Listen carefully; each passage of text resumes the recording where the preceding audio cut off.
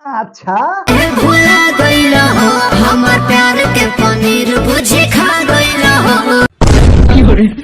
हाँ तो क्या हाल बा भाई लोग, उम्मीद करतानी कि ठीक हो बोलो। तो आज आज हम फिर से बात करे वाला बानी भोजपुरी गाना के ऊपर। तो ई वीडियो शुरू से मत तक ले देखिए लो तबे मजा आई। अब वीडियो शुरू के तो पहले बता दी कि ई वीडियो खाली मनोरंजन खातिर बनावल गइल बा। तो केहू के अपना दिल दिमाग गुर्रा फेफड़ा कहीं पर नहीं खेले के। आई वीडियो हेडफोन लगा के देखिए लो भाई लोग। हम नहीं चाहत कि हमारे वीडियो देखे के चक्कर में घर के बड़ बुजुर्ग से तू लोग पिटा जालो। बात तो सही है। हाँ तो भाई लोग वीडियो शुरू करते पहले चैनल के सब्सक्राइब कर लो, काहे कि वीडियो देख के भाग जाता लो मजा नहीं खेलावो। तो बिना कोनो बकचोदी के शुरू कर आज के वीडियो।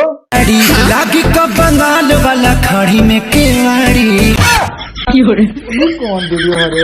एक सारी भैया साफ साफ बताओ, खानी में आनी लगी कि केवाड़ी लगी? साफ साफ बताओ तू हमरा के। लागी का बंगाल वाला खड़ी में केवाड़ी। हाँ खाड़ी में केवाड़ी लागी तो एक खेसारी भैया एकरा से पढ़े रह तू कोई देर रहतो आकि गाड़ी में आड़ी लागी ये अच्छा लागी पूछाऊ गा देबे के बा खाड़ी में केवाड़ी लागी। एक कैमरामैन आगे दिन लगइबे। कहा के पलंग मरद कहा के सोई हो कहा के सोई। हाँ ये रहल गाना बहुत बढ़िया, कहाँ के पलंग आ कहाँ के मर्द सोई। तो ए भैया साफ साफ हम बता दी कि जवना बरत से बियाह हुई नु उहे सोई आ मेहरारू छिनार रही नु तो 1000 गो सोई। एकरा से बढ़िया रहित नु तो हवे पतिया कोई देला तो। अरे कहना क्या चाहते हो? बोलल जाला भोजपुरी बाबू जहां बिहार में होई। अच्छा बियाहवा बिहार में हुई तो ए भौजी तू हमरा से मत बियाह करीह। हम साफ साफ पहले ही बता देता नहीं नु तू हमरा से बियाह मत करीह ना तो हम मारे नहीं नु तुम्हारे बहन के दो हई का आवाज में चिल्लाता नु यही ना चिल्लाइबू। हर हर के होते भुला गइल हो हमर प्यार के पनीर बुझे खा गइल हो। प्यार के पनीर खा गइलो? एक कैमरामैन प्यार के पनीर कहाँ से निकलेला रे? पीछे से। सारे पीछे से तो होगल निकलेला, एकरा मतलब कि भाई वो होगल खइले बा, होगल खइना मु तो पिया ना बा।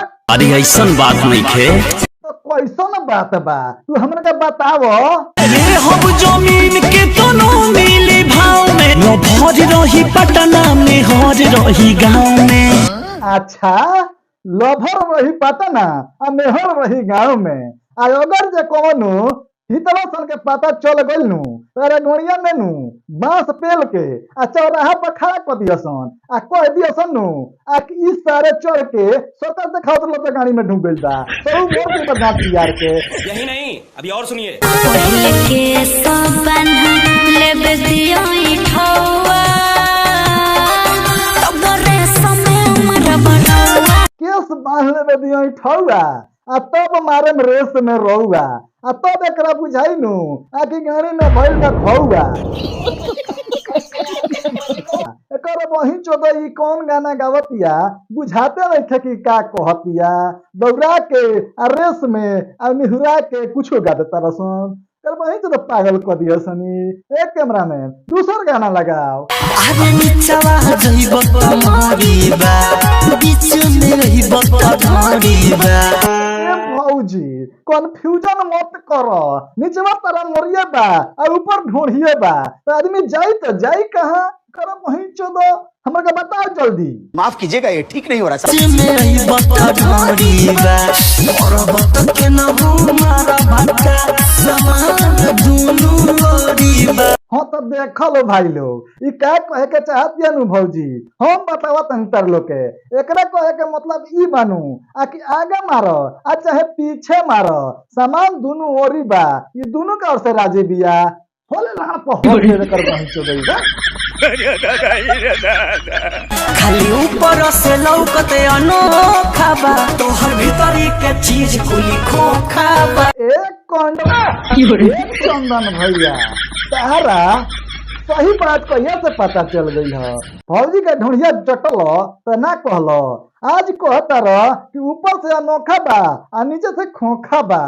ये कहिया से तरह से पहचान में आ गई है? ई तो जरी का छीना रही हो तो खोखा ना रही तो हमर लाल रही। हाँ तो भाई लोग आज का वीडियो इतना रहल हो, उम्मीद करता नहीं नु आज वीडियो अच्छा लागल होई। अगर वीडियो अच्छा लागल होई नु तो देखो ले में लाल बटन बा सब्सक्राइब लिखल होई, ओकरा के टच कर लो, चैनल सब्सक्राइब कर लो।